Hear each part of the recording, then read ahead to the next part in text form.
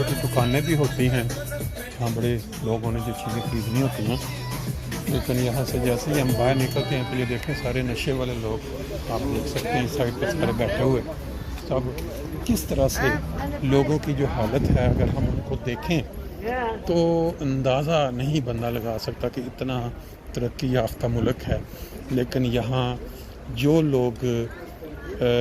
نشے پہ لگ چکے ان کی حالت کیا ہے، دیکھ کے انسان کو دہشت آتی ہے. اور وہ